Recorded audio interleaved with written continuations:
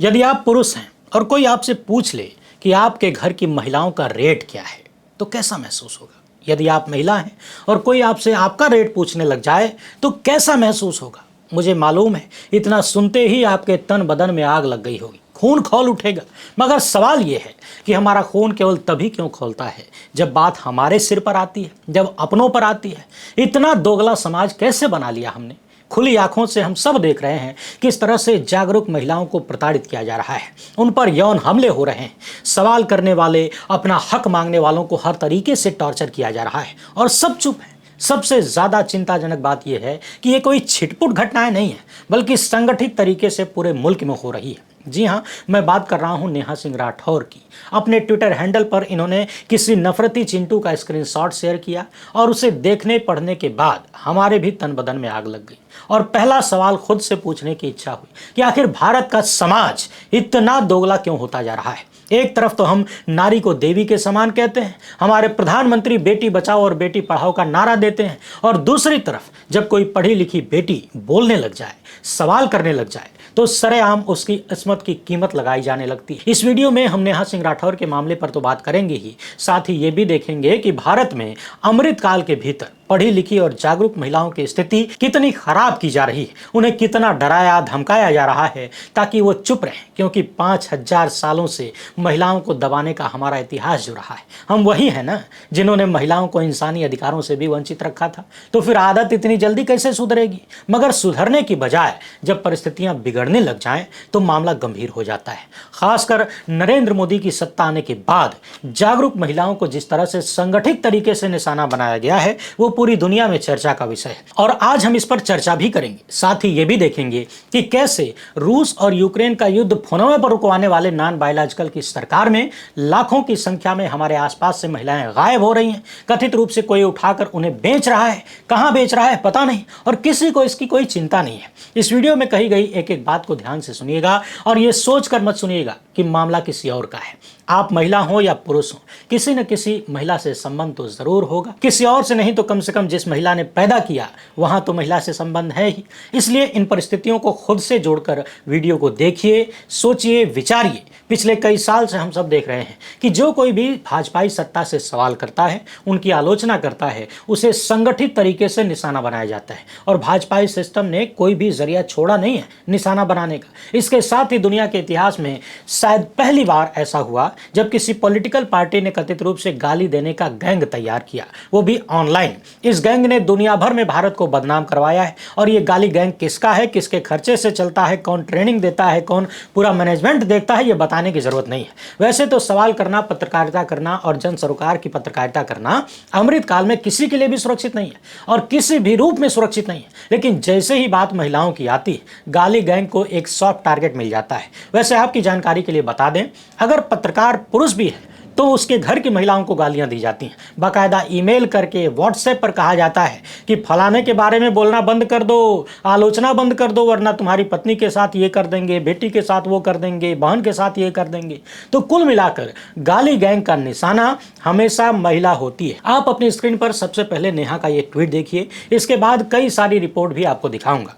आज ही सुबह सुबह नेहा सिंह राठौर ने ये स्क्रीनशॉट शेयर किया। इस पर क्या लिखा है आप खुद ही देख लीजिए, पढ़ लीजिए। नेहा ने ये लिखने वाले नफरती चिंटू का यानी गाली गैंग के सदस्य का नाम छिपा दिया है और कुछ सवाल इस देश की व्यवस्था से और हमसे आपसे पूछ रही हैं। कह रही हैं कि सोशल मीडिया पर मेरी बोली लगाई जा रही है, पुलिस के मुताबिक वो मेरे ठिकाने पर छापे मार रही है, अखबारों में मेरे खिलाफ फर्जी खबरें छापी जा रही हैं, बेटी बचाओ वालों की सरकार में 4 सवाल पूछने के बदले मुझे ये अत्याचार सहना पड़ेगा। किसी को कुछ दिख रहा है क्या? ये है इनका राष्ट्रवाद, ये है इनका लोकतंत्र, ये है इनका यत्र नार्यस्तु पूज्यन्ते। सवाल पूछने वाली एक आवाज बर्दाश्त नहीं हो रही है। वाह मोदी जी वाह। वैसे नेहा का एक और ट्वीट आपको देखना चाहिए। 2 अखबार आपके स्क्रीन पर हैं। अमर उजाला लिख रहा है कि नेहा सिंह राठौर को राहत नहीं मिली, पीएम पर आपत्तिजनक टिप्पणी मामले में झटका।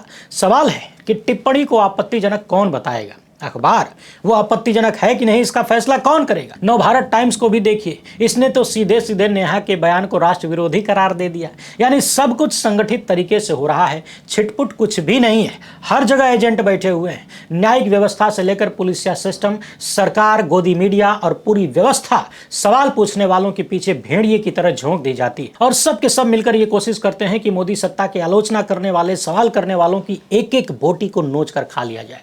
उन्हें इतना परेशान कर दिया जाए, मानसिक रूप से इतना टॉर्चर कर दिया जाए कि वो सरेंडर कर दें। अभी पिछली ही वीडियो में हमने आपको दिखाया था कि कैसे पूर्व चीफ जस्टिस बी.आर. गवई 1950 और 1962 के सुप्रीम कोर्ट के फैसलों का हवाला दे रहे हैं कि सरकार की कठोर आलोचना भी संरक्षित है, अभिव्यक्ति की स्वतंत्रता बनाए रखे जाने चाहिए। सवाल यह है कि नेहा जो कहती हैं वो सरकार की आलोचना ही तो है, कठोर आलोचना है। तो क्या सुप्रीम कोर्ट और इस देश की अदालतें इसे नहीं देख पा रही हैं? क्या उन्हें नहीं दिखता कि देश भर में सत्ता से सवाल करने वाली महिलाओं को खासकर कैसे निशाना बनाया जाता है? आप जरा सोचिए, यदि आपके घर की किसी महिला को इस तरह से सोशल मीडिया पर लिखा जाए, उसकी बोली लगाई जाए, उसकी कीमत पूछी जाए, 1 घंटे का रेट पूछा जाए, तो कैसा महसूस होगा? नेहा के परिवार वाले, उनके माँ बाप, सास ससुर और पति को क्या लगता होगा? वो क्या सोचते होंगे कि दुनिया का सबसे बड़ा लोकतंत्र और लोकतंत्र की अम्मा के भीतर एक बेटी की आवाज बर्दाश्त नहीं हो रही है? इतने डरपोक लोग सत्ता में बैठे हैं। समझने वाली बात यह है कि हमने भारत को माँ कहा है, भारत कभी भी बाप बनने की कोशिश नहीं करता। यही हमारा इतिहास रहा है। और माँ इसलिए क्योंकि माँ प्रेम का प्रतीक होती है। और जब भारत माँ के भीतर बेटियों का बोलना इतना गंभीर अपराध बना दिया जाए कि सरेआम उनकी बोली लगाई जाने लगे, तब फिर हम सबको चुल्लू भर पानी ढूंढ लेना चाहिए। बात सिर्फ नेहा सिंह राठौर की नहीं है। किसी भी महिला को, चाहे उसकी विचारधारा कुछ भी हो, वो सत्ता की आलोचक हो या चाटुकार हो या फिर प्रशंसक हो, इस तरह से उनकी बोली लगाना, उन्हें धमकाना, उन पर यौन हमला करना न सिर्फ कानूनन गलत है, बल्कि पूरे देश की नैतिकता पर भी एक धब्बा है। सवाल है कि जिसके राज में ये सब कुछ हो रहा है, क्या उस प्रधानमंत्री को, उस मुख्यमंत्री को अपनी जबान से बेटी बचाओ बेटी पढ़ाओ का नारा देने का कोई नैतिक अधिकार बचा है? ऐसा नहीं है कि ये घटनाएं पहली बार हो रही हैं। आप बस देखते जाइए। इंस्टीट्यूट ऑफ कॉमनवेल्थ स्टडीज ने साल 2022 में एक लंबी चौड़ी रिपोर्ट छापा और बताया कि कैसे भारत में मीडिया का विस्काल चल रहा है, रैंकिंग खराब होती जा रही है। और तो और जब बात महिला पत्रकारों की आती है तो उनके लिए स्थितियां और नाजुक है। खासकर वो महिला पत्रकार जो सत्ता से सवाल करती हैं, सत्ता की पोल खोलती हैं, आलोचना करती हैं। कोविड के दौरान हमने देखा था कि कैसे सुप्रिया शर्मा, जो कि जानी मानी पुरस्कार विजेता पत्रकार हैं, उन्होंने एक ग्राउंड रिपोर्ट किया, सरकार को बुरा लगा, गिरफ्तारी रोकने के लिए इलाहाबाद हाईकोर्ट को हस्तक्षेप करना पड़ा। मगर जरा सोचिए, अगर इलाहाबाद हाईकोर्ट हस्तक्षेप नहीं करता तो क्या होता? इसके अलावा ये रिपोर्ट बताती है कि भारत में ही नहीं बल्कि दुनिया भर में महिला पत्रकारों को यौन संबंधी गालियां और धमकियां दी जाती हैं। उन्हें लगातार निशाना बनाया जाता है, कहीं सामूहिक दुष्कर्म तो कहीं उनकी फर्जी तस्वीरें बनाकर बदनाम करने की कोशिश की जाती है। अमृतकाल में ही हमने पत्रकार और कार्यकर्ता गौरी लंकेश की हत्या का भी दृश्य देखा है। ये रिपोर्ट बताती है कि महिला पत्रकारों पर संयुक्त राष्ट्र द्वारा बताया गया है कि दोहरे हमले होते हैं। हाँ, ऑफलाइन भी ऑनलाइन भी, दोनों तरह से उन्हें धमकियां दी जाती हैं और ये धमकियां भयावह स्तर तक पहुंच गई हैं। सोशल मीडिया पर महिला पत्रकारों के खिलाफ उल जलूल बातें की जाती हैं, उन्हें दुष्कर्म, अपहरण और जान से मारने की धमकियां दी जाती हैं और ये सब अब आम हो गया है। भारत में आरफा खानम शेरवानी, राणा अय्यूब, नेहा दीक्षित, भाषा सिंह, बरखा दत्त, सागरिका घोष, सवा नकवी, निधि राजदान जैसी तमाम भारतीय महिला पत्रकारों पर सोशल मीडिया प्लेटफॉर्म के ऊपर लगातार हमले होते रहते हैं। महिला पत्रकारों की तस्वीरों को पॉर्न कलाकारों के शरीर के साथ छेड़छाड़ करके जोड़ दिया जाता है और उसे शेयर किया जाता है। इन पत्रकारों का मोबाइल नंबर, एड्रेस पब्लिक कर दिया जाता है। और भारत में तो हाल ही में बुल्ली बाई और ऐसे तमाम ऐप जो कि महिला पत्रकारों, खासकर मुस्लिम महिला पत्रकारों की नीलामी जैसी बातें सामने आई थी। जरा सोचिए, भारतीय समाज में किसी महिला का पढ़ लिख कर पत्रकार बनना, घर से निकलकर समाज का आईना बनना कितना मुश्किल है। और ऊपर से यदि आप सत्ता से सवाल करती हैं, असलियत दिखाती हैं, आलोचना करती हैं, तो आपके पीछे गाली गैंग को लगा दिया जाता है, आपकी बोली लगाई जाती है, आपकी तस्वीरों को पॉर्न स्टार के चेहरे पर चिपका दिया जाता है और बात जब न्याय मिलने की आती है तो मिलती है तारीख। स्क्रॉल की ये रिपोर्ट बता रही है कि महिला पत्रकारों के लिए व्यवस्थित दुर्व्यवहार और ट्रोलिंग एक सामान्य कहानी बन गई है। भारत में नहीं बल्कि दुनिया भर में। भारत और पाकिस्तान में महिला पत्रकारों को न केवल ट्रोल्स द्वारा बल्कि अपनी सरकारों द्वारा भी लगातार निशाना बनाया जाता है। यानी एक वक्त में जहां भारत अमेरिका और चीन से कंपटीशन की बात करता था, अब ज्यादातर मामलों में हमारी औकात, हैसियत नहीं, औकात पाकिस्तान के आसपास आकर टिक गई है और कुछ मामलों में तो उससे भी नीचे जा चुके हैं। ये रिपोर्ट बता रही है कि महिला पत्रकारों को खासतौर पर व्यक्तिगत हमले, झूठे आरोपों और यौन संबंधी हमलों का सामना करना पड़ता है। दक्षिण एशिया में स्थिति और ज्यादा खराब है। वुमेन प्रेस फ्रीडम की ये रिपोर्ट बता रही है कि ट्रोलिंग से लेकर लेकर डीप फेक तक महिला पत्रकारों के खिलाफ एक अलग ही जंग छेड़ दी गई है। और बात सिर्फ भारत तक सीमित नहीं है, दुनिया भर में यह कहानी चल रही है। रिपोर्टर्स विदाउट बॉर्डर्स की इस रिपोर्ट पर गौर फरमाइए।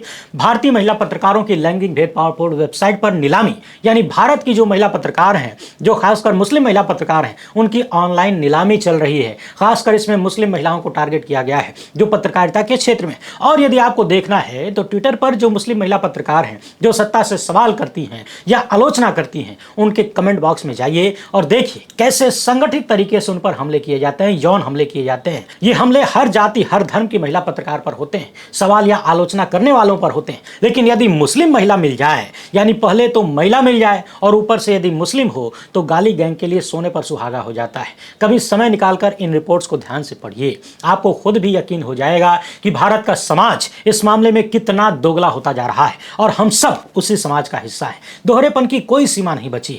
जो शब्द अपनी महिलाओं के लिए किसी भी हाल में बर्दाश्त नहीं कर सकते, दूसरी महिलाओं के लिए उन शब्दों की बौछार लगा देते हैं। सवाल यह है कि जो गुर्गे नेहा सिंह राठौर की बोली लगा रहे हैं, देश की अन्य महिला पत्रकारों और मुस्लिम महिला पत्रकारों पर हमले करते हैं, उन्हें सामूहिक दुष्कर्म की धमकियां देते हैं, क्या उनके घर में अपनी महिलाएं नहीं हैं? या फिर उन्होंने भी अपने घर की महिलाओं से सारे रिश्ते नाते तोड़ लिए हैं और किसी गुरु से इतना ज्ञान ले लिया है कि अब ज़ॉम्बी बनकर हर एक महिला को गाली देते हैं? वैसे ये काम जिंदा लोग तो नहीं कर सकते, ज़ॉम्बी ही कर सकते हैं। या तो नफरती चिंटुओं के भीतर नफरत का लेवल इतना बढ़ा दिया गया है, हद से ज्यादा बढ़ा दिया गया है कि वो इस हद तक गिर गए हैं, इतनी गालियां देने लगे हैं, धमकियां और बोली लगाने लगे हैं। वैसे नरेंद्र मोदी के प्रधानमंत्री बनने के बाद भारत में पत्रकारिता कठिन होती गई है, चाहे वो किसी भी क्षेत्र की हो। साल 2024 की रिपोर्ट बता रही है कि मोदी के प्रधानमंत्री बनने के बाद भारत में 28 पत्रकारों की हत्या हुई, यानी वो मारे गए। और इनमें से आधे वो पत्रकार थे जो पर्यावरण संबंधी खबरें किया करते थे, खासकर जमीन अधिग्रहण, उद्योग लगाने के लिए अवैध खनन, रेत का खनन, जंगलों की कटाई वगैरह। अब इन सब से किन लोगों का संबंध हो सकता है, किस सेठ का या किस नेता का,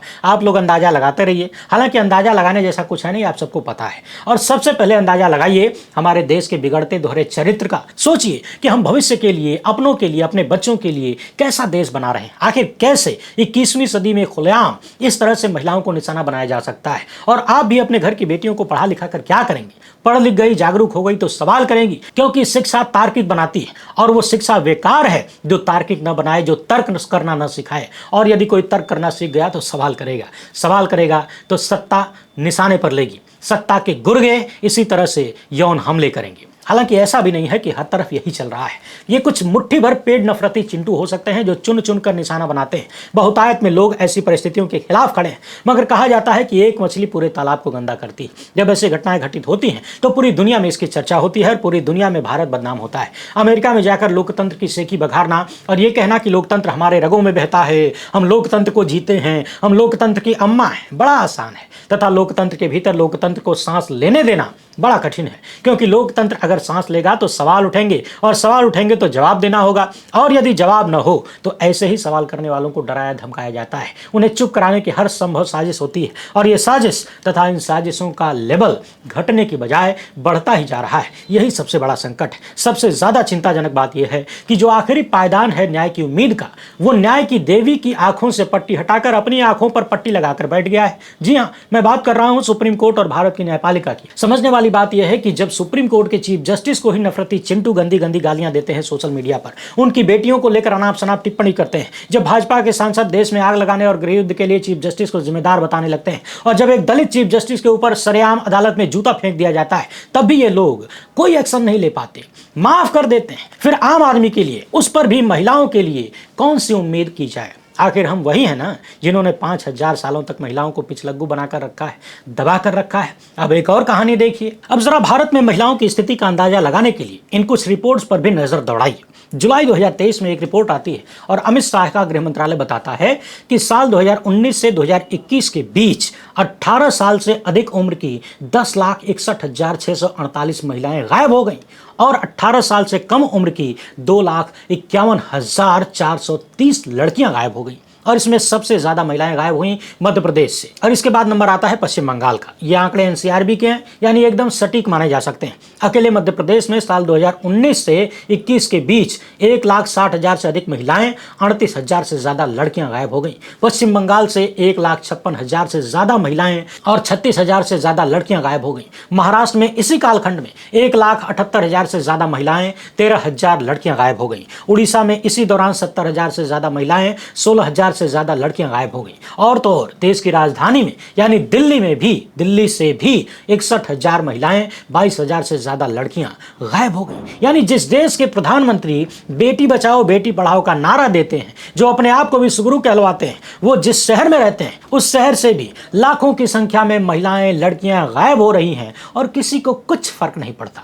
बिजनेस स्टैंडर्ड की ये खबर देखिए, साल 2021 में भारत में 3,75,000 महिलाएं और 90,000 से ज़्यादा लड़कियां गायब हो गई। अभी अक्टूबर 2025 की ये रिपोर्ट बता रही है कि जिस राज्य में लाडली लक्ष्मी, लाडली बहन के नाम से स्कीमें चलाई जाती हैं, यानी मध्य प्रदेश, वहां पर केवल साल 2023 में ही 16,000 नाबालिग बच्चे प्रदेश भर से गायब हुए। इसमें 12,542 लड़कियां और 3,475 लड़के हैं। रिपोर्ट में जिन राज्यों से सबसे ज़्यादा नाबालिग बच्चे गायब हो रहे हैं अपने स्क्रीन पर देख लीजिए। टॉप पर है पश्चिम बंगाल, फिर मध्य प्रदेश, फिर दिल्ली, फिर बिहार, फिर उड़ीसा। तो समझने वाली बात यह है कि जब लाखों की संख्या में महिलाओं, बेटियों, यहाँ तक कि नाबालिग बच्चियों और बच्चों के गायब होने पर हमें फ़र्क नहीं पड़ता, तो महिला पत्रकारों को गाली देने, नेहा सिंह राठौर की बोली लगाने से हमें क्या फ़र्क पड़ेगा और उन्हें क्या फ़र्क पड़ेगा। और यदि इन चीजों से फर्क पड़ने लगे तो काहे का अमृतकाल और हम काहे के विश्वगुरु।